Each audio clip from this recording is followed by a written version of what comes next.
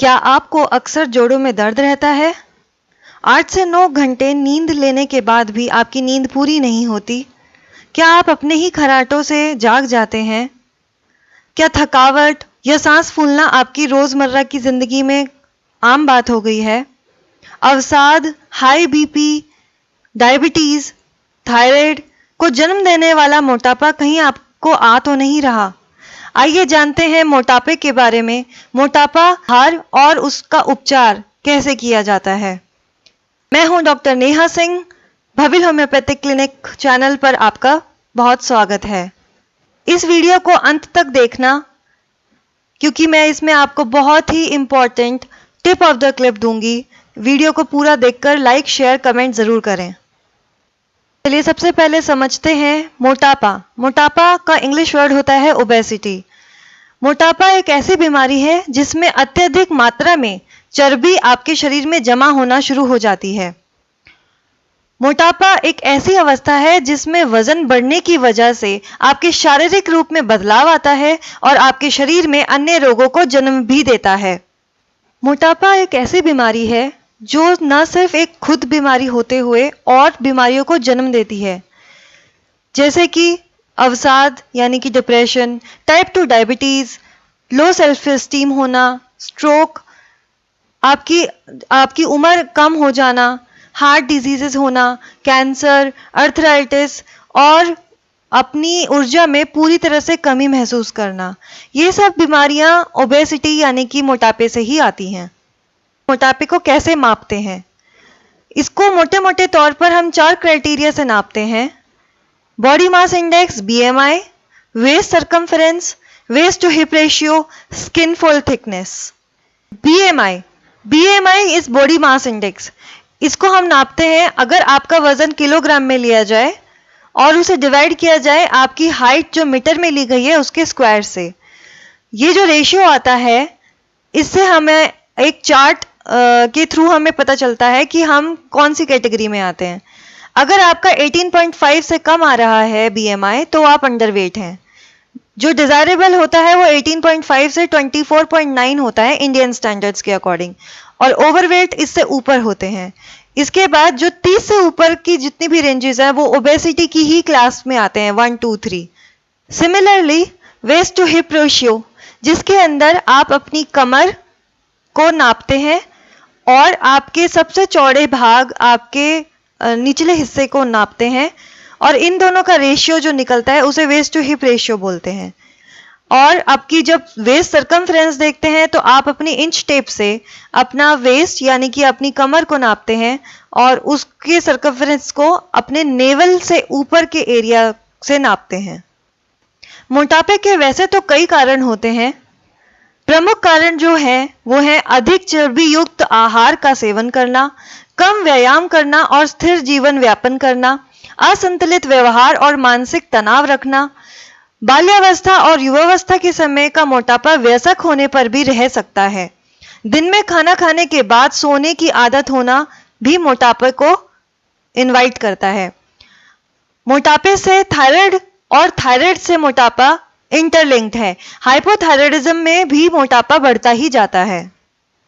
हम सभी की बॉडी में एक एनर्जी बैलेंस होता है। हम जितना खाते हैं, जो खाते हैं उससे जो एनर्जी आती है वही एनर्जी हम अपनी आउट कैसे करते हैं? एक्सरसाइज करके। इसका बैलेंस बनाना ही हमारी हेल्थ को दर्शाता है। अगर आप वेट गेन करना चाहते हैं तो आप अपनी कैलोरी इनटेक को बढ़ा सकते हैं, और अगर आप वेट लूज करना चाहते हैं तो आप अपनी आउटपुट या कैलोरी जो यूज हो रही है उसको बढ़ा दीजिए। आपको काफी लोग मिलेंगे जो आपको कहेंगे आप अपना वजन 1 दिन में खत्म कर सकते हैं, आइए हमारे पास, हम 3 दिन में गारंटीड आपका वेट लॉस करा देंगे, आप 7 दिन में आपका 10 किलो कम हो जाएगा। ये सब बातें पर बिल्कुल भी बिलीव मत कीजिए। उससे ज़रूरी होगा कि आप अपनी बॉडी का नेगेटिव एनर्जी बैलेंस समझें। नेगेटिव एनर्जी बैलेंस किसे कहते हैं? जब आपकी बॉडी में आप जो एनर्जी इनटेक यानी कि कैलोरीज या फूड जो आप कंज्यूम कर रहे हैं वो कम हो और आपका एनर्जी एक्सपेंडिचर ज़्यादा हो, यानी कि आप एक्सरसाइज कर रहे हैं, आप एक्टिविटीज़ में इन्वॉल्व हो रहे हैं और आपकी रेस्टिंग कैलोरीज ये ज़्यादा हो, तो आपका वेट लॉस होना ही है। तो negative energy balance is the key. NIH के अकॉर्डिंग एक सक्सेसफुल वेट लॉस स्टोरी वही हो सकती है जिसमें आप अपने स्टार्टिंग वेट का 10% लॉस कम से कम 6 महीने में अचीव करें और उसे 1 साल तक मेंटेन करके रख पाएं। ओबीस पेशेंट्स के लिए अर्ली मॉर्निंग रूटीन होना चाहिए कि आप अपना मोटापा कम करने के लिए सुबह सुबह थोड़ा गर्म पानी पिएं। इससे ना तो आपके शरीर में और चर्बी जमेगी और ना ही आपका मोटापा बढ़ेगा। इसके अलावा आप 10 ml व्हीट ग्रास जूस, जिसे हिंदी में जौ का जूस भी बोलते हैं, वो पी सकते हैं। साथ में कुछ आलमंड्स यानी कि बादाम और अखरोट खा सकते हैं। कुछ सीड्स आप ले सकते हैं जैसे कि खरबूजे के बीज, सेसम के बीज, अलसी के बीज, ये सब आप ले सकते हैं। आपकी जो डाइट है वो बैलेंस्ड होनी चाहिए। कम खाने से आपका मोटापा कम नहीं होगा। डाइट बैलेंस होनी चाहिए, उसके लिए हम हाफ प्लेट मेथड यूज करते हैं। लंच या डिनर की प्लेट को आधा हिस्सा आप नॉन स्टार्ची वेजिटेबल्स से भरें, जैसे कि आप सैलड्स ले सकते हैं, स्टीम्ड वेजिटेबल्स ले सकते हैं, सॉर्टेड वेजिटेबल्स ले सकते हैं। आपका खाने का 1/4 प्लेट दाल, चना, राजमा, छोले, पनीर, अगर आप नॉनवेज खाने के शौक रखते हैं तो आप फिश या मीट से भी भर सकते हैं। और आखिरी 1/4 प्लेट हाई फाइबर या रस्सेदार फाइबर से भरें, जिसमें 1 रोटी, आधा कप राइस, दलिया या ओट्स भी ले सकते हैं। अपनी भूख पर कंट्रोल रखने के लिए आप कुछ हेल्दी स्नैक्स भी इस्तेमाल कर सकते हैं, जैसे कि मौसमी फल 1 कप कटा हुआ काफ़ी रहता है, अंकुरित मूंग दाल, 50 ग्राम भुने हुए चने या सब्जियों का सूप। वेट लॉस में ग्रीन टी के बहुत हेल्थ बेनिफिट्स होते हैं जो आप सब जानते ही हैं, लेकिन इसे लेने का एक तरीका होता है। आप हमेशा green tea between the meals लें, मील्स के साथ नहीं, या फिर अगर आप वर्कआउट कर रहे हैं तो उससे पहले लें। This is to reap maximum benefits out of it. And you can kickstart your day with varieties of green tea for gaining that extra punch and calming effect. हमारी भागदौड़ भरी जिंदगी में हमेशा आपका न्यूट्रिशन कॉम्प्रोमाइज होता है, तो ये टिप ऑफ द क्लिप मैं लेकर आई हूँ आपको कुछ सिंपल सब्स्टिट्यूट्स देने के लिए, जिसमें आपकी कैलोरीज भी कट होंगी और आपको न्यूट्रिशन भी पूरा मिलेगा। जैसे कि आप ब्रेकफास्ट में अपनी कॉफ़ी या टी में 1 to 2 packets of low calorie sweetener use कर सकते हैं।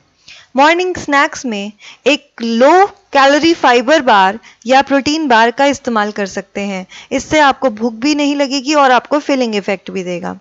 लंच में आप रेगुलर सोडा या कोल्ड ड्रिंक्स लेने की बजाय आप नींबू पानी या फिर घर पे ही बना हुआ लाइम सोडा ले सकते हैं। आफ्टरनून स्नैक्स में आप योगर्ट का इस्तेमाल करें, ना कि चिप्स खाएं।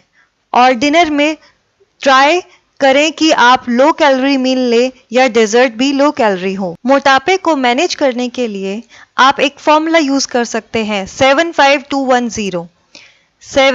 7 डेज यानी कि 7 दिन हफ्ते के आप अपना ब्रेकफास्ट जरूर खाएं।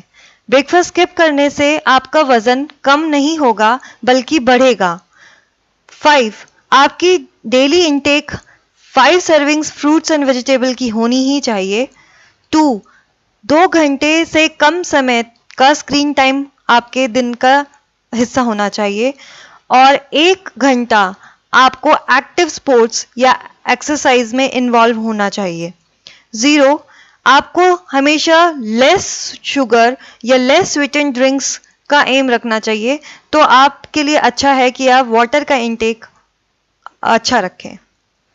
इसके अलावा आप जो वेजिटेबल्स और फ्रूट्स यूज़ करते हैं वो हर कलर्स के होने चाहिए। ये ना हो कि आप एक ही तरह का फ्रूट्स एंड वेजिटेबल्स यूज़ कर रहे हैं, तो आपके कॉम्बिनेशंस जितने आप यूज़ करेंगे उतना अच्छा है। ग्रीन टी पीना एक अच्छी आदत है।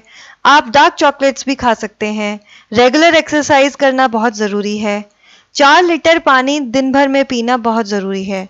अपना BMI रेशियो को हमेशा मेजर करके रखें और उसको मेंटेन करके रखें हेल्दी लिमिट्स में।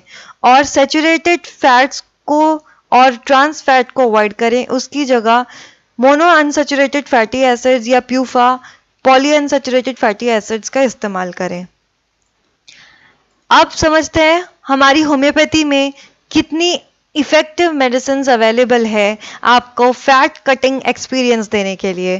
फाइटोलका berry tincture, calotropis gigantea tincture, ficus v tincture, calcarea carb, lycopodium, graphites, ammonium mur, ऐसी ही बहुत सारी मेडिसिन्स हैं जो आपके होम्योपैथिक डॉक्टर आपको इंडिविजुअलाइज्ड केस स्टडी करने के बाद आपको प्रिस्क्राइब करेंगे। इसी के साथ मैं आपसे विदा लेती हूँ। Thank you for watching. Like, subscribe and share. Thank you.